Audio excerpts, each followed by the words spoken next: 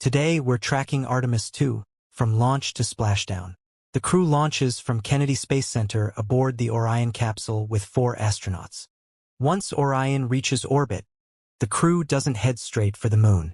They spend the first 24 hours circling Earth, running through critical systems checks, making sure every system is performing exactly as it should before committing to a 250,000-mile journey.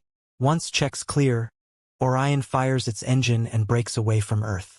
The path it follows is called a free return trajectory. The moon's gravity bends their course around it like a slingshot, and Earth's gravity pulls them all the way home.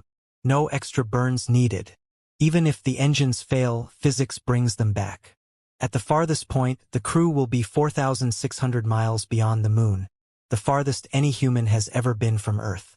Then Earth's gravity takes over, pulling Orion back at around 25,000 miles per hour. As it slams into the atmosphere, the heat shield faces temperatures near 5,000 degrees Fahrenheit, hotter than the surface of the sun. Then the parachute sequence begins. First, 2 small drogue chutes deploy, stabilizing the capsule and slowing it down.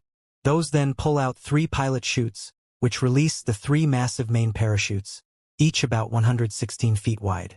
Together, they bleed off speed from over 300 miles per hour down to just around 20. Orion safely splashes down in the Pacific Ocean, and within minutes, recovery teams are on site. If this video helped, hit like and subscribe. We'll see you in the next one.